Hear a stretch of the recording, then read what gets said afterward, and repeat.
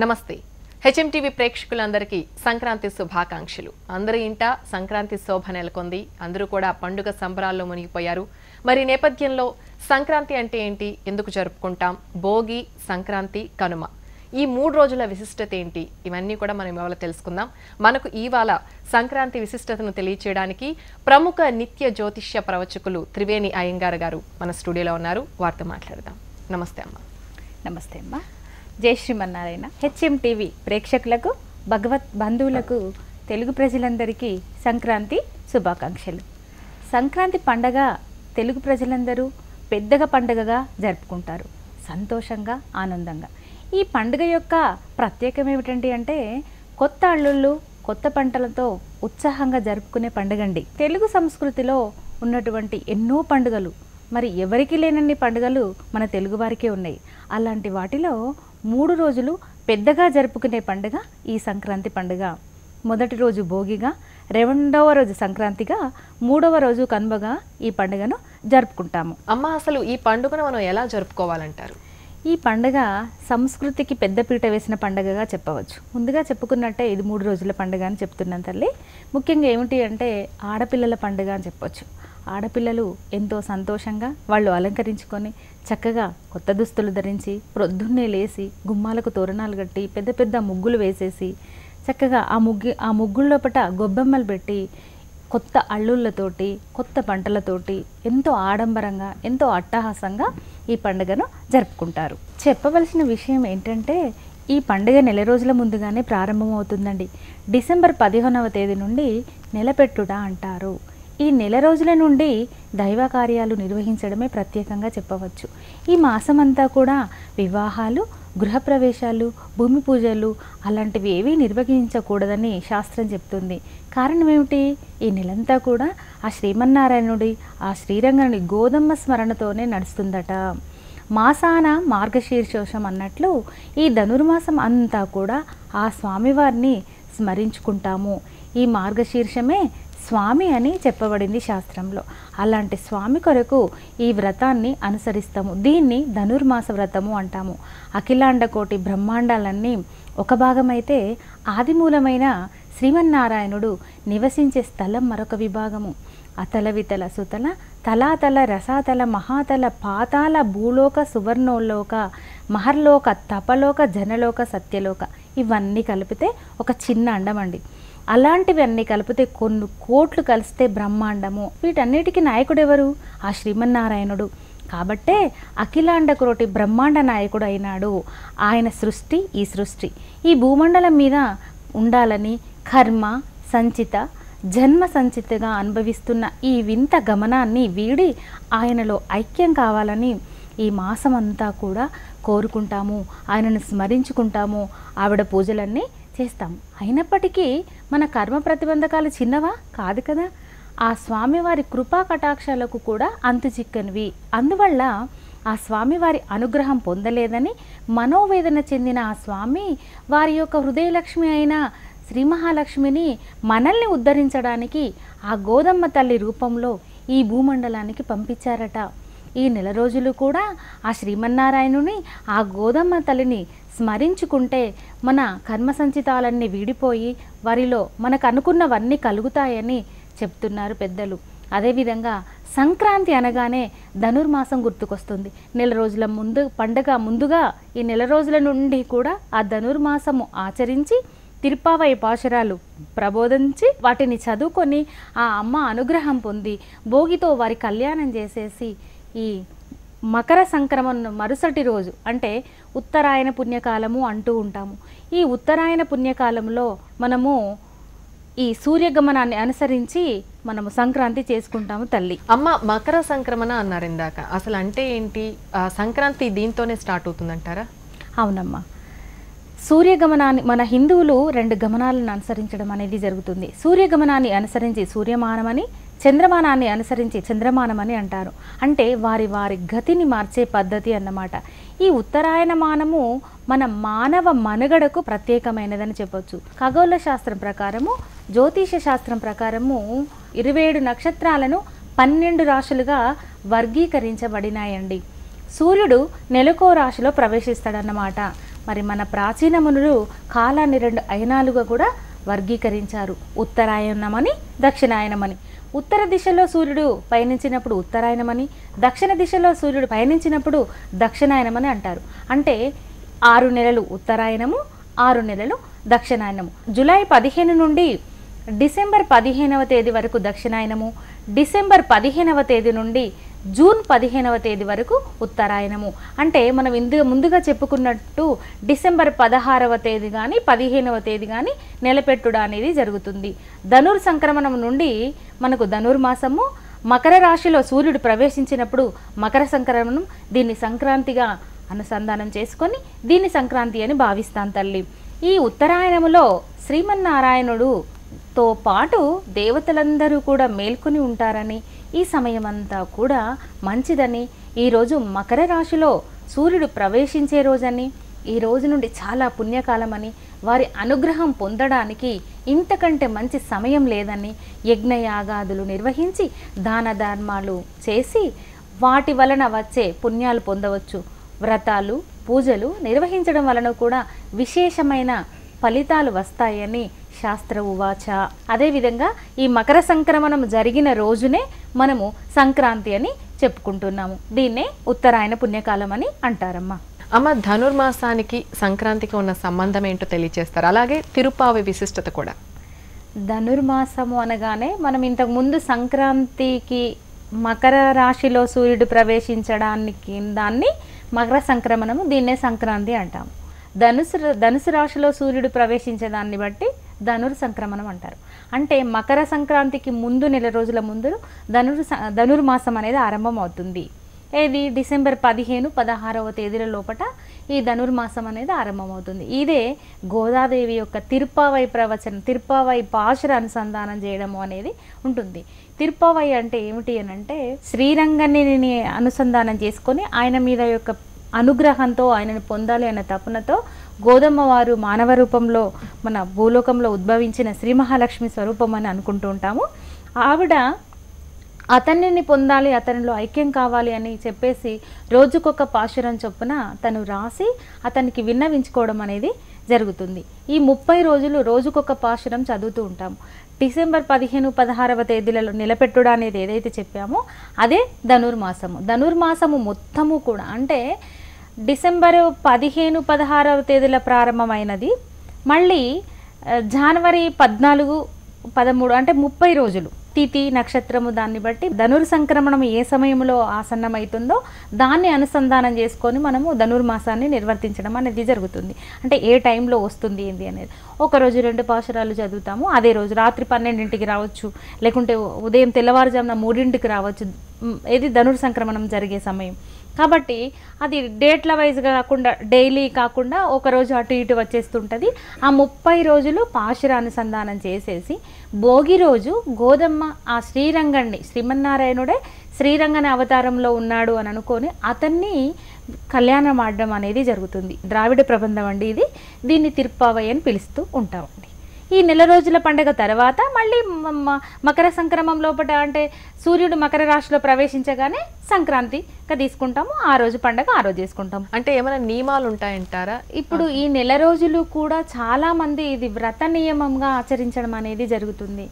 గోధమ్మను పెట్టేసుకొని ప్రతిరోజు ఒక పాశుర అనుసంధానం చేసి ఆరగింపుగా పొంగలి చేయడము, దాన్ని ప్రసాదంగా వారికి నిర్వర్తించడము. ముఖ్యంగా ఈ వ్రతం ఎప్పుడు చేస్తారు అని అంటే తెల్లవారుజామున 4 గంటలకు లేసేసి చక్కగా స్నానానికి వెళ్ళి ఆవిడకి పాశురం చదువుకొని చక్కగా ఒక్కొక్క రోజు ఒక్కొక్క ఆరగింపుకు ప్రసాదాలు చేసుకుంటూ ఆవిడ అనుగ్రహం పొందడానికి చేసే పద్ధతి అండి.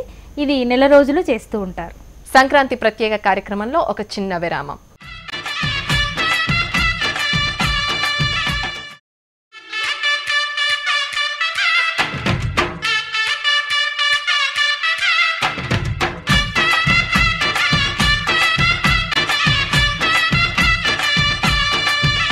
పండుగ రోజు హరిదాసులు కనిపిస్తే చాలా మంచిది అంటూ ఉంటారు.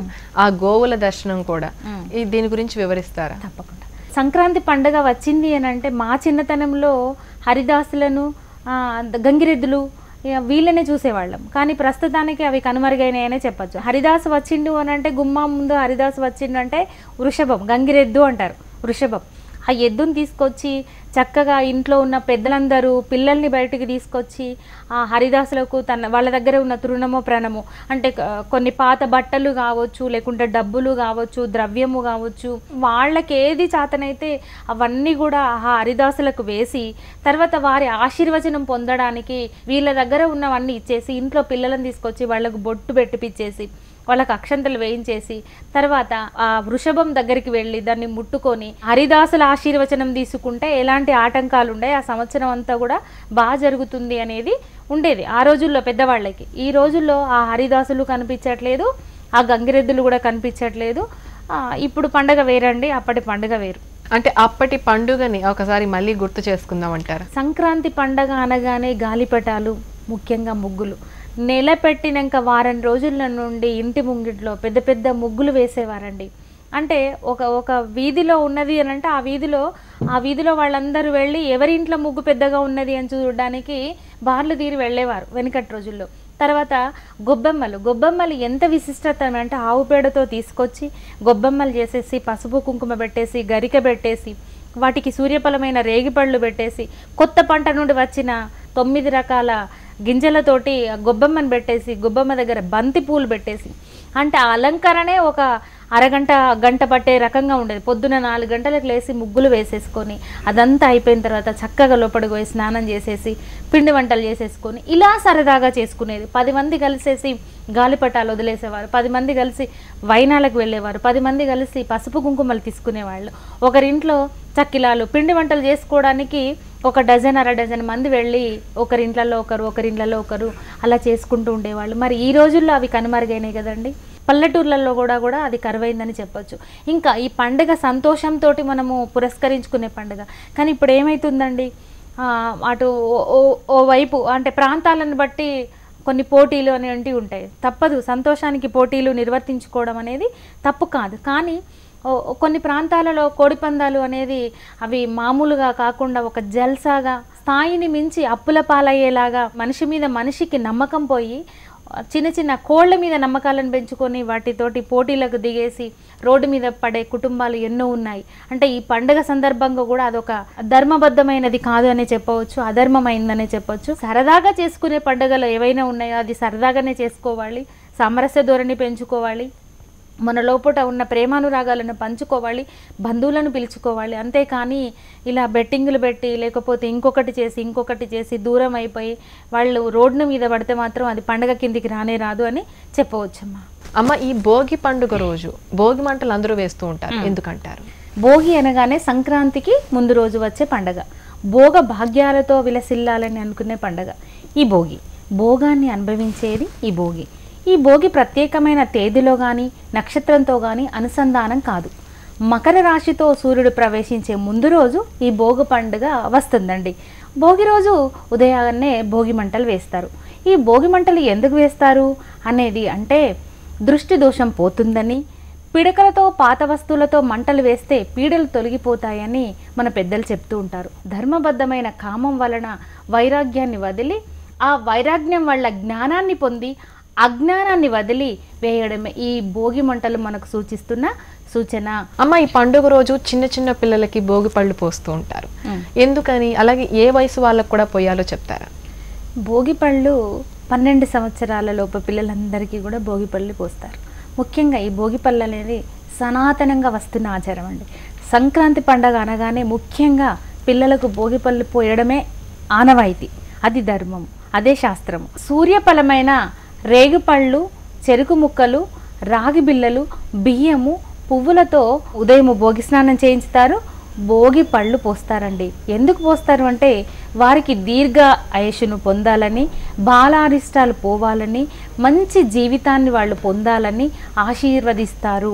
ఈ విధంగా ఆశీర్వించడం వల్ల సంక్రాంతి పీడ పండుగ అనేది కూడా ఒకటి ఉంది. కాబట్టి ఈ పీడ పండుగ అంటే సంవత్సరం అంతా కూడా ఎలాంటి పీడలు లేకుండా వాళ్ళు మంచి యశస్సును పొంది, మంచి దీర్ఘాయుస్సును పొంది, వాళ్ళు మంచి జ్ఞానాన్ని పొంది, మంచి చదువులు రావాలని ప్రతి ఒక్క తల్లిదండ్రులు వేడుకుంటూ పెద్ద చుట్టుపక్కల ఉన్న పిల్లలందరినీ, చుట్టుపక్కల ఉన్న వాళ్ళ పెద్దలందరినీ, అంటే ఒక ఇంట్లో భోగిపళ్ళు పోసుకుంటే ఆ పిల్లలు మళ్ళీ వేరే చోట పోసుకోకూడదని లేదు.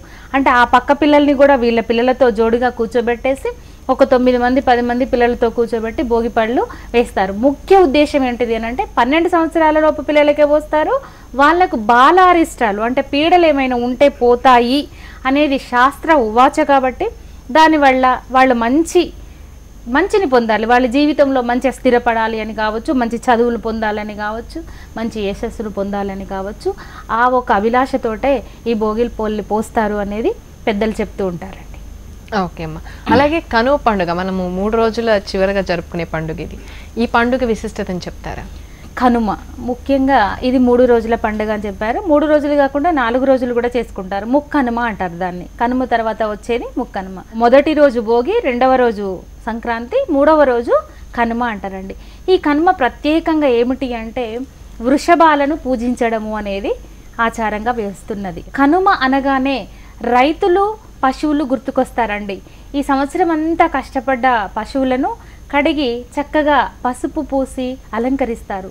పాడునిచ్చే గోవులను, వ్యవసాయాన్ని వృద్ధి చేసే ఆవులను ఈరోజు వాటికి ప్రత్యేకమైన రోజని చెప్పవచ్చు. మన భారతదేశము వ్యవసాయ ప్రాధాన్యత గల దేశం కాబట్టి వాటిని గౌరవించి కృతజ్ఞతలు తెలుపుకుంటామని చెప్పవచ్చు. ఈరోజు గ్రామ దేవతలను కూడా పూజిస్తారండి. అనాదిగా వస్తున్న ఆచారం అని కూడా చెప్పవచ్చు. కులదేవతలను పూజించడము వలన అన్యోన్యత, సంతోషము కుటుంబంలో వెల్లువిరుస్తాయని నమ్మకము. ఈరోజు ఆడపిల్లలు ఇంటి ముందర ఉదయాన్నే రథం ముగ్గు వేస్తారండి. ఈ సంక్రాంతి పండుగ ముగిసిందనే సూచన ఈ ముగ్గు వల్ల తెలియజేయడం జరుగుతుంది.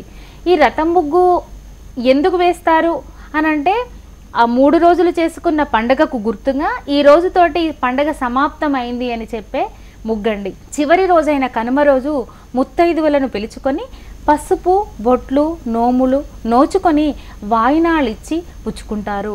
ఈ పద్ధతితో సామరస్య ధోరణి, బంధాలు, ప్రేమలు పెరుగుతాయని చెప్పవచ్చండి. నలుగురిని పిలుచుకొని మినుముల యొక్క పదార్థాలు వడ్డించడం వలన కూడా మంచి జరుగుతుందని శాస్త్రం చెబుతుంది.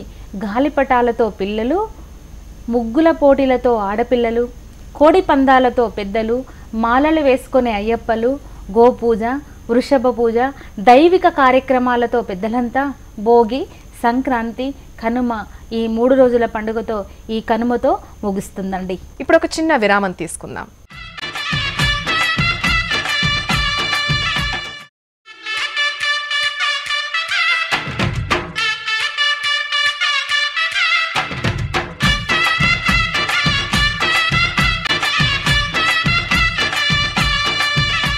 అమ్మ, ఇందాక మీరు గొబ్బెమ్మల గురించి చెప్పారు, ఎలా పెట్టాలి అని, నవధాన్యాలు వేసి. ఎందుకు గొబ్బెమ్మలకున్న ప్రత్యేకత ఏంటి? గోవు నుండి ఉద్భవించిన ప్రతీది కూడా, గోవు విసర్జించిన ప్రతీది కూడా, అంటే గోమూత్రం కావచ్చు, గోమయము కావచ్చు, ఏదైనా కూడా చాలా విశేషమైంది అని చెప్పుకోవచ్చు. గోవు లోపల 3 దేవతలు నిమిడీకృతమై ఉంటారు అనేది పెద్దలు చెప్తున్నారు. అలాంటిది ఆ గోవు నుండి వచ్చిన ఏదైతే ఉందో ఆ గో పేడతో చేసేటివి గొబ్బెమ్మలు. ఆ గొబ్బెమ్మలు ఇంటి ముందు పెట్టుకోవడం వల్ల ఇది ఈ కాలం అంతా కూడా సూక్ష్మ క్రిములను పెంపొందించే టైం. ఎక్కువగా క్రిములు లోనికి రాకుండా ఆ గొబ్బెమ్మలు యాంటీబయాటిక్. ముఖ్యంగా గోపేడ లోపల చాలా యాంటీబయాటిక్ లక్షణాలు ఉన్నాయి అనేది మనకు సైన్స్ పరంగా కూడా తెలుసుకున్నది. కాబట్టి ఆ గొబ్బెమ్మలు పెట్టడం వల్ల ఏంటి అని అంటే ఎలాంటి క్రిములు లోపలికి రాకుండా ఉంటాయి అనేది ఒక రకంగా. రెండోది లక్ష్మీ స్వరూపం. గోపేడ అనేది లక్ష్మీ స్వరూపము, గోవు అనేది లక్ష్మి. అలాంటిది ఆ లక్ష్మీ స్వరూపంగా అంటే మనం పూజిస్తున్నాము, సనాతనంగా వస్తున్న ధర్మం గోవును పూజించడము అనేది. కాబట్టి ఆ గోవు పేడను తీసుకొచ్చి లక్ష్మీ స్వరూపంగా భావించి గుమ్మంలో పెట్టుకొని సర్వకాలాల యందు కూడా మేము చల్లగా ఉండాలి, మాకు నువ్వు రక్ష అని చెప్పండి. అంటే మనం ఎట్లయితే కడపను కడిగేసి ముగ్గు పెట్టుకుంటూ ఉంటాం, కడప ఏంటిది మనకు? కడప కూడా మనకు ఒక అమ్మవారి స్వరూపమే. కడపను తొక్కకూడదు, కడపను తన్నకూడదు ఇలా అంటూ ఉంటాం. ప్రతిరోజు దానికి మనం మంచి చక్కగా కడిగేసి పసుపు కుంకుమలు పసుపు వేసేసి పసుపుతో రాసి ముగ్గు పెట్టేసి కుంకుమ పెట్టేసి పూజిస్తూ ఉంటాం, దండం పెడుతూ ఉంటాం. ఇంట్లోకి వచ్చేటప్పుడు కానీ వెళ్ళేటప్పుడు కానీ దాని ముందు నమస్కరించుకొని వెళ్తూ ఉంటాం. అలాగే ఈ నెల రోజులు కూడా మనం ఈ గొబ్బెమ్మలు పెట్టుకోవడము అనేది ఒక ఆనవాయితీగా వస్తున్న ఆచారం. మన ఆచార సంస్కృతులు చాలా ఎక్కువగా ఉంటాయి. ఒక్కొక్క ప్రదేశాన్ని బట్టి ఒక ఆచారం అనేది వస్తుంది. మన తెలంగాణ ప్రాంతాల వారికి మాత్రము గోపేడతో చేసిన గొబ్బమ్మలను పెట్టుకొని వాటిని పూజించడం అనేది సనాతనంగా వస్తున్న ఆచారం అమ్మ. ఓకే అమ్మ, ఈ పండుగ రోజు పెద్దలకు పెడుతూ ఉంటారు, ఈ ఆచారం ఏంటి అసలు? ఈ ఆచారం ఇప్పుడు మనము దక్షిణాయనము ఉత్తరాయణం అని ముందుగా చెప్పుకున్నాము. దక్షిణాయనము అంతా కూడా పితృదేవతలు భూలోకంలో ఉంటారు అనేది అది. ఉత్తరాయణం అంతా దేవతలు భూలోకంలో ఉంటారు, మెలకుతో ఉంటారు వారికి. దక్షిణాయనము చివరి రోజు, దక్షిణాయనము మనకు జనవరి 14-15 తేదీలో చివరి రోజు దక్షిణాయనము వెళ్ళి మనకు ఉత్తరాయణం వస్తున్నది. కాబట్టి ఉత్తరాయణానికి దక్షిణాయనానికి మధ్యలో రోజు ఏదైతే ఉందో ఈ రోజు పెద్దలకి మనము దానాలు చేయడము, వాళ్ళని స్మరించుకోవడానికి అన్ని రకాలుగా ఏమేమైతే చెయ్యాలో అవన్నీ చేస్తూ ఉంటారు. పేదలకు బియ్యం ఇవ్వడం, వారికి దానాలు చేయడము, అయ్యగారులను పిలిచేసి వాళ్ళకి ఎలాంటి దానాలు, వాళ్ళకు తోచిన దానం పెద్దవాళ్ళ పేరు చెప్పుకొని ఇవ్వడం వల్ల మంచి జరుగుతుంది, పితృదేవతల అనుగ్రహం పొందవచ్చు అనేది శాస్త్రం చెప్తుంది అని ఈ సంక్రాంతి పండుగ రోజు పెద్దలకి కూడా పిలిచి బియ్యం ఇచ్చుకోవడం అనేది జరుగుతుందమ్మా. అమ్మ, జనరల్గా ఈ పండుగలకి కొత్త అల్లుళ్ళు వస్తూ ఉంటారు, ఎందుకని ఈ పండుగకే ఎందుకు ఆ ప్రత్యేకత? అంటే ఇది సాంప్రదాయము అని అనొచ్చా, ఆచారము అని అనొచ్చా, ఏదైనా అనొచ్చు. అంటే ఉగాది అనేది అది చేదు పండగ అనేది ఒకవైపు ఒక ప్రాంతం వారు పెళ్ళి కాగానే ఇప్పుడు ఉగాది ముందు వివాహాలు అవుతాయి. ఉగాది ముందు వివాహాలు అయితే ఆ అల్లుడిని ఆ పండగకి తీసుకొచ్చుకోవడానికి ఇది చేదు పండగ అని చెప్తారు. అదేవిధంగా దసరాకి కంటే ముందు వివాహం అవుతుంది, అప్పుడు తీసుకురావడానికి అప్పుడు పితృపక్షాలు కాబట్టి ఆ రోజులు మంచివి కాదు కాబట్టి తీసుకురాకూడదు అంటారు. ఇది ఉత్తరాయణ పుణ్యకాలం కాబట్టి ఇవన్నీ కూడా మంచి రోజులు కాబట్టి ఈ పండగకి తీసుకొచ్చుకుంటే మంచిది అనేది శాస్త్రం చెప్తున్నది. ఇంకొక వైపు తెలంగాణ ప్రాంతం వాళ్ళు మాత్రము దీపావళికి అల్లుళ్ళని తీసుకొచ్చుకుంటూ ఉంటారు, దీపావళి అమావాస్యకు తీసుకొచ్చుకుంటారు. ఆంధ్ర ప్రాంతం వాళ్ళు మాత్రం, అంటే తెలుగు ప్రజలందరూ ఒకటికి అయినప్పటికీ కూడా ఒక్కొక్క ప్రాంతంలో ఒక్కొక్క ఆనవాయితీ అనేది ఉంది. అటువైపు ఆ ప్రాంతం వాళ్ళు మాత్రము కొత్త పంట ఎక్కువనే తెచ్చుకుంటారు, అదేవిధంగా అల్లుళ్ళను కూడా ఈ పండగకి వాళ్ళు తీసుకువెళ్తారు అనేది ఉందండి. తెలంగాణ ప్రాంతంలో మాత్రం కొత్త అల్లుళ్ళు అంటే దీపావళి, అటువైపు మాత్రము సంక్రాంతికి కొత్త అల్లుళ్ళని తీసుకెళ్తూ ఉంటారు. రెండోది ఇది తీపి పండుగ, అటువైపు వాళ్ళు హరిసెలు అలాంటివన్నీ చేసుకుంటూ ఉంటారు. తెలంగాణ ప్రాంతంలో చక్కినాలు అని ప్రత్యేకం అన్నట్టు, ఇటు అంటే నువ్వులతోటి కూడుకున్న పదార్థాలు చేయడం ఇటువైపు ప్రత్యేకము. కానీ అటువైపు చక్కినాలు చేయరు, అటువైపు అరిసెలు చేస్తారు. ఇది వాళ్ళకు తీపి పండుగ కాబట్టి ఈ తీపి పండుగ అల్లుళ్ళని తీసుకుపోవాలి అనే ఉద్దేశంతో అంటే ఒక్కొక్క ప్రాంతంలో ఒక్కొక్కటి ఉంది. సంక్రాంతి అంటే తెలంగాణ కంటే కూడా ఆంధ్ర వాళ్ళు ఎక్కువ చేసుకునే పండుగ. తెలుగు వాళ్ళు అయినప్పటికీ చాలా దగ్గర అది ఉన్నప్పటికీ కూడా ఈ రెండు ప్రాంతాల వారికి వేరు వేరు ఆలోచన విధానాలు ఉన్నాయండి. అటువైపు వాళ్ళు తీపి పండుగగా భావించి కొత్త అల్లుళ్ళని వాళ్ళు తీసుకెళ్తూ ఉంటారు, ఇక్కడ మాత్రం దీపావళే కొత్త అల్లుళ్ళ పండుగ అని చెప్పవచ్చండి. అయితే ఇవాళ మాకు సంక్రాంతి శోభను మా స్టూడియోకి తీసుకురావడమే కాకుండా సంక్రాంతి గురించి ఎన్నో వివరాలు తెలియజేశారమ్మా, ధన్యవాదాలు. మరొకసారి HMTV ప్రేక్షకులకు, తెలుగు ప్రజలందరికీ శుభాకాంక్షలు. సుఖ సంతోషాలతో, ఆయుర ఆరోగ్యాలతో ఆనందంగా ఈ సంక్రాంతి పండుగను జరుపుకోవాలని మనస్ఫూర్తిగా కోరుకుంటూ మీ త్రివేణి అయ్యంగార్. చూసారు కదండి సంక్రాంతి ప్రత్యేక కార్యక్రమం. మరి ఈ సంక్రాంతి రోజు రైతులందరూ కూడా చాలా సంతోషంగా పంటను ఇంటికి తీసుకొచ్చి, అలాగే కొత్త అల్లుళ్లతో, పతంగులతో, అన్ని రకాల పిండి వంటలతో, ముగ్గులతో కళకళలాడుతూ ప్రతి ఇల్లు కూడా కళకళలాడుతూ ఉండాలని మనస్ఫూర్తిగా కోరుకుంటూ ఈ కార్యక్రమాన్ని ముగిస్తున్నాం. నమస్తే.